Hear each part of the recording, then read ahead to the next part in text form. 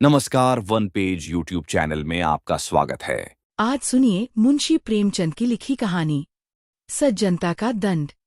साधारण मनुष्य की तरह शाहजहांपुर के डिस्ट्रिक्ट इंजीनियर सरदार शिव सिंह में भी भलाइयां और बुराइयां दोनों ही वर्तमान थी। भलाई यह थी कि उनके यहाँ न्याय और दया में कोई अंतर न था। बुराई यह थी कि वे सर्वथा निर्लोभ और निस्वार्थ थे। भलाई ने मातहतों को निडर और आलसी बना दिया था। बुराई के कारण उस विभाग के सभी अधिकारी उनकी जान के दुश्मन बन गए थे। प्रातःकाल का समय था।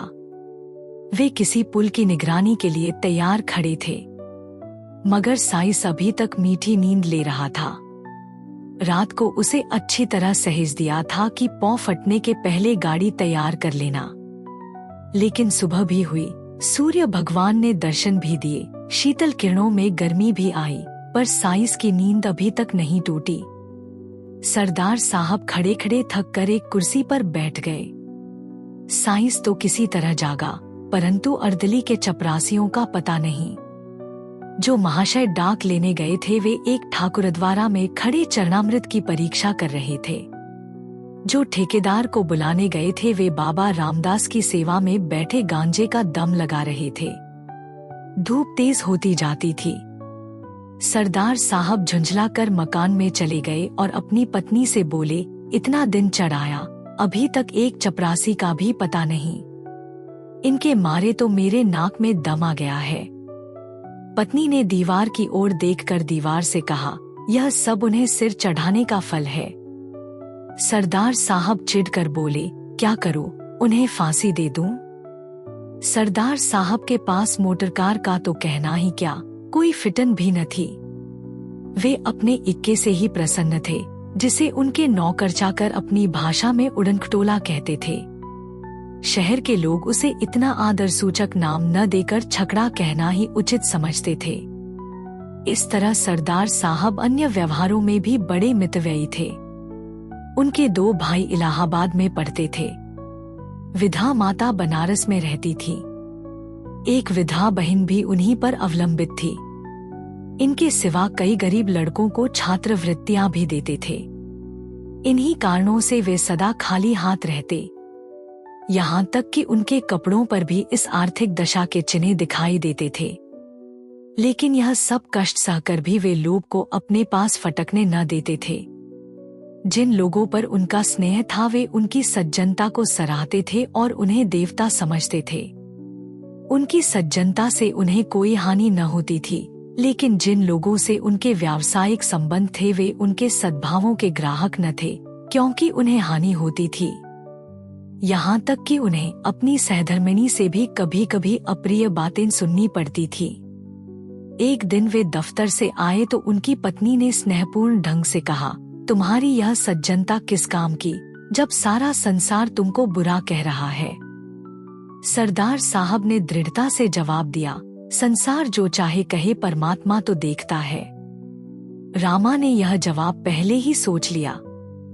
वह बोली, मैं तुमसे विवाद तो करती नहीं, मगर जरा अपने दिल में विचार करके देखो कि तुम्हारी इस सच्चाई का दूसरों पर क्या असर पड़ता है। तुम तो अच्छा वेतन पाते हो। तुम अगर हाथ न बढ़ाओ तो तुम्हारा निर्वाह हो सकता है। रूखी रोटियां मिल ही जाएंगी, मगर ये 10-10, 5-5 रुपए के चपरासी, मुहर्रिर, दफ्तरी बेचारे कैसे गुजर करें? उनके भी बाल बच्चे हैं, उनके भी कुटुंब परिवार हैं। शादी में तिथि त्योहार यह सब उनके पास लगे हुए हैं। भलमनसी का भेष बनाए काम नहीं चलता। बताओ उनका गुजर कैसे हो? अभी रामदीन चपरासी की घरवाली आई थी। रोते रोते आंचल भीगता था। लड़की सयानी हो गई है, अब उसका ब्याह करना पड़ेगा। ब्राह्मण की जाति, हजारों का खर्च। बताओ उसके आंसू किसके सिर पड़ेंगे? ये सब बातें सच थीं। इनसे सरदार साहब को इनकार नहीं हो सकता था। उन्होंने स्वयं इस विषय में बहुत कुछ विचार किया था। यही कारण था कि वह अपने मातहतों के साथ बड़ी नरमी का व्यवहार करते थे। लेकिन सरलता और शालीनता का आत्मिक गौरव चाहे जो हो, उनका आर्थिक मोल बहुत कम है। वे बोले, तुम्हारी बातें सब यथार्थ हैं, किंतु मैं विवश हूँ। अपने नियमों को कैसे तोड़ूं? यदि मेरा वश चले तो मैं उन लोगों का वेतन बढ़ा दूं। लेकिन यह नहीं हो सकता कि मैं खुद लूट मचाऊं और उन्हें लूटने दूं। रामा ने व्यंग्यपूर्ण शब्दों में कहा, तो यह हत्या किस पर पड़ेगी? सरदार साहब ने तीव्र होकर उत्तर दिया, यह उन लोगों पर पड़ेगी जो अपनी हैसियत और आमदनी से अधिक खर्च करना चाहते हैं। अर्दली बनकर क्यों वकील के लड़के से लड़की ब्याहने को ठानते हैं? दफ्तरी को यदि टहलुवे की जरूरत हो तो यह किसी पाप कार्य से कम नहीं। मेरे साइज की स्त्री अगर चांदी की सिल गले में डालना चाहे तो यह उसकी मूर्खता है। इस झूठी बड़ाई का उत्तरदाता मैं नहीं हो सकता। इंजीनियरों का ठेकेदारों से कुछ ऐसा ही संबंध है जैसे मधुमक्खियों का फूलों से। अगर वे अपने नियत भाग से अधिक पाने की चेष्टा न करें तो उनसे किसी को शिकायत नहीं हो सकती। यह मधुरस कमीशन कहलाता है। रिश्वत लोक और परलोक दोनों का ही सर्वनाश कर देती है। उसमें भय है, चोरी है, बदमाशी है। मगर कमीशन एक मनोहर वाटिका है जहाँ न मनुष्य का डर है न परमात्मा का भय, यहाँ तक कि वहाँ आत्मा की छिपी हुई चुटकियों का भी गुजर नहीं है। और कहाँ तक कहें उसकी ओर बदनामी आंख भी नहीं उठा सकती। यह वह बलिदान है जो हत्या होते हुए भी धर्म का एक अंश है। ऐसी अवस्था में यदि सरदार शिव सिंह अपने उज्जवल चरित्र को इस धब्बे से साफ रखते थे और उस पर अभिमान करते थे तो क्षमा के पात्र थे। मार्च का महीना बीत रहा था। चीफ इंजीनियर साहब जिले में मुआयना करने आ रहे थे, मगर अभी तक इमारतों का काम अपूर्ण था। सड़कें खराब हो रही थी। ठेकेदारों ने मिट्टी और कंकड़ भी नहीं जमा किए थे। सरदार साहब रोज ठेकेदारों को ताकीद करते थे, मगर इसका कुछ फल न होता था। एक दिन उन्होंने सबको बुलाया। वे कहने लगे, तुम लोग क्या यही चाहते हो कि मैं इस जिले से बदनाम होकर जाऊं? मैंने तुम्हारे साथ कोई बुरा सलूक नहीं किया। मैं चाहता तो आपसे काम छीन कर खुद करा लेता, मगर मैंने आपको हानि पहुंचाना उचित न समझा। उसकी मुझे यह सजा मिल रही है। खैर, ठेकेदार लोग यहाँ से चले तो बातें होने लगी। मिस्टर गोपालदास बोले, अब आटे दाल का भाव मालूम हो जाएगा। शाहबाज खां ने कहा, किसी तरह इसका जनाजा निकले तो यहाँ से। सेठ चुन्नीलाल ने फरमाया, इंजीनियर से मेरी जान पहचान है, मैं उसके साथ काम कर चुका हूं, वह उन्हें खूब लथेड़ेगा। इस पर बूढ़े हरिदास ने उपदेश दिया, यारो, स्वार्थ की बात है। नहीं तो सच यह है कि यह मनुष्य नहीं, देवता है। भला और नहीं तो साल भर में कमीशन के 10,000 तो होते होंगे। इतने रुपयों को ठीकरे की तरह तुच्छ समझना क्या कोई सहज बात है? एक हम हैं कि कौड़ियों के पीछे ईमान बेचते फिरते हैं। जो सज्जन पुरुष हमसे एक पाई का रवादार न हो, सब प्रकार के कष्ट उठाकर भी जिसकी नियत डावांडोल न हो, उसके साथ ऐसा नीच और कुटिल बर्ताव करना पड़ता है। इसे अपने अभाग्य के सिवा और क्या समझें? शाहबाज खां ने फरमाया, हाँ, इसमें तो कोई शक नहीं कि यह शख्स नेकी का फरिश्ता है। सेठ चुन्नीलाल ने गंभीरता से कहा, खां साहब, बात तो वही है जो तुम कहते हो, लेकिन किया क्या जाए? नेकनियती से तो काम नहीं चलता। यह दुनिया तो छलक पटकी है। मिस्टर गोपालदास बीए पास थे। वे गर्व के साथ बोले, इन्हें जब इस तरह रहना था तो नौकरी करने की क्या जरूरत थी? यह कौन नहीं जानता कि नियत को साफ रखना अच्छी बात है, मगर यह भी तो देखना चाहिए कि इसका दूसरों पर क्या असर पड़ता है। हमको तो ऐसा आदमी चाहिए जो खुद खाए और हमें भी खिलावे, खुद हलवा खाए, हमें रूखी रोटियां ही खिलावे। वह अगर 1 रुपया कमीशन लेगा तो उसकी जगह 5 का फायदा कर देगा। इन महाशय के यहाँ क्या है? इसीलिए आप जो चाहें कहें, मेरी तो कभी इनसे निभ नहीं सकती। शाहबाज खां बोले, हाँ, नेक और पाक साफ रहना जरूर अच्छी चीज है, मगर ऐसी नेकी ही से क्या जो दूसरों की जान ले ले। बूढ़े हरिदास की बातों की जिन लोगों ने पुष्टि की थी वे सब गोपालदास की हाँ में हाँ मिलाने लगे। निर्बल आत्माओं में सच्चाई का प्रकाश जुगनू की चमक है।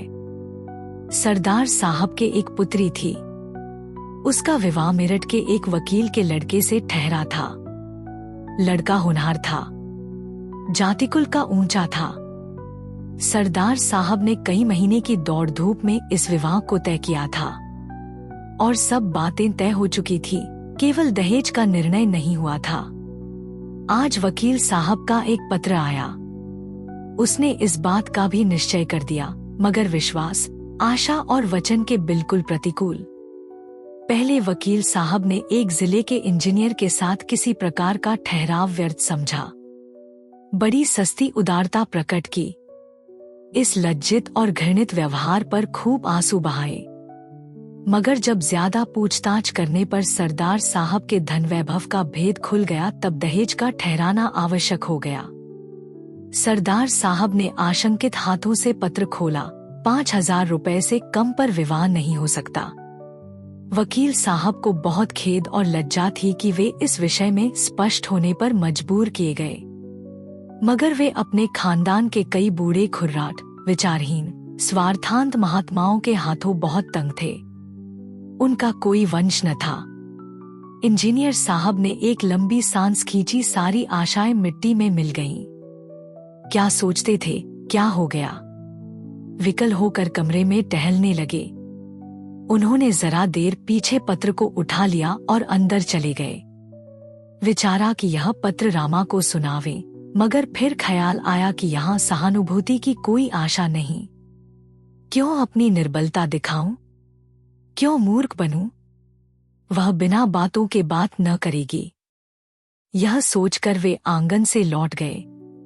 सरदार साहब स्वभाव के बड़े दयालु थे और कोमल हृदय आपत्तियों में स्थिर नहीं रह सकता। वे दुख और ग्लानि से भरे हुए सोच रहे थे कि मैंने ऐसे कौन से बुरे काम किए हैं जिनका मुझे यह फल मिल रहा है। बरसों की दौड़ धूप के बाद जो कार्य सिद्ध हुआ था वह क्षण मात्र में नष्ट हो गया। अब वह मेरी सामर्थ्य से बाहर है। मैं उसे नहीं संभाल सकता। चारों ओर अंधकार है, कहीं आशा का प्रकाश नहीं, कोई मेरा सहायक नहीं। उनके नेत्र सजल हो गए। सामने मेज पर ठेकेदारों के बिल रखे हुए थे। वे कई सप्ताहों से यूं ही पड़े थे। सरदार ने उन्हें खोलकर भी न देखा था। आज इस आत्मिक ग्लानि और नैराश्य की अवस्था में उन्होंने इन बिलों को सतृष्ण आंखों से देखा। जरा से इशारे पर ये सारी कठिनाइयां दूर हो सकती हैं। चपरासी और क्लर्क केवल मेरी सम्मति के सहारे सब कुछ कर लेंगे। मुझे जबान हिलाने की भी जरूरत नहीं, न मुझे लज्जित ही होना पड़ेगा। इन विचारों का इतना प्राबल्य हुआ कि वे वास्तव में बिलों को उठाकर गौर से देखने और हिसाब लगाने लगे कि उनमें कितनी निकासी हो सकती है। मगर शीघ्र ही आत्मा ने उन्हें जगा दिया।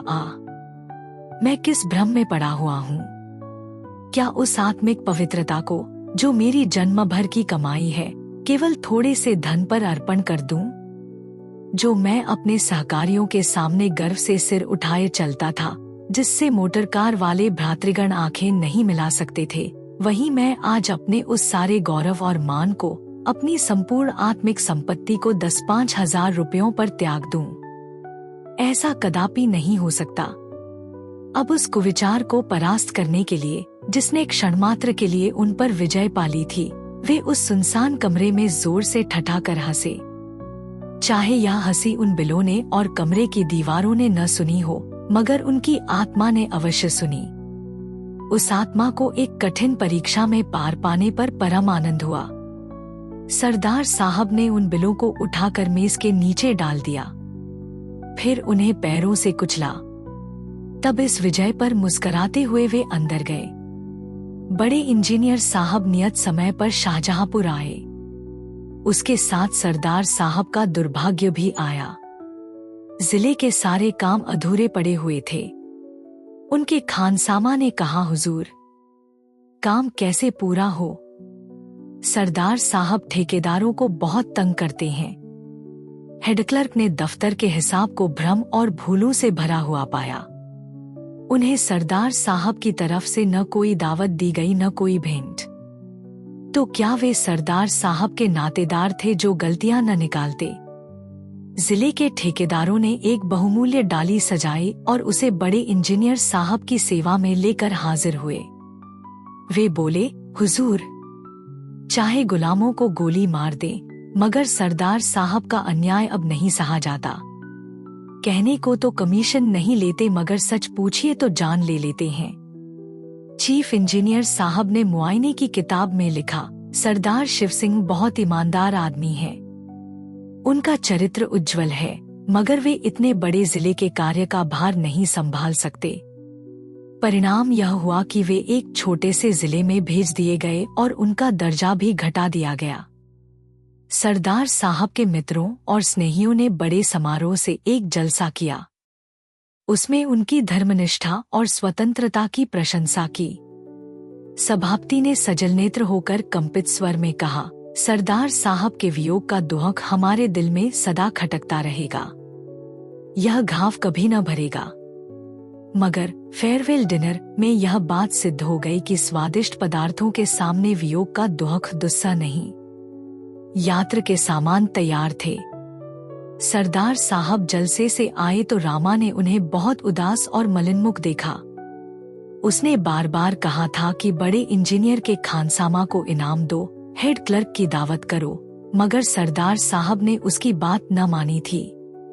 इसलिए जब उसने सुना कि उनका दर्जा घटा और बदली भी हुई, तब उसने बड़ी निर्दयता से अपने व्यंग्यबाण चलाए। मगर इस वक्त उन्हें उदास देखकर उससे न रहा गया। बोली, क्यों इतने उदास हो? सरदार साहब ने उत्तर दिया, क्या करूं, हंसूं? रामा ने गंभीर स्वर से कहा, हंसना ही चाहिए। रोए तो वह जिसने कौड़ियों पर अपनी आत्मा भ्रष्ट की हो, जिसने रुपयों पर अपना धर्म बेचा हो।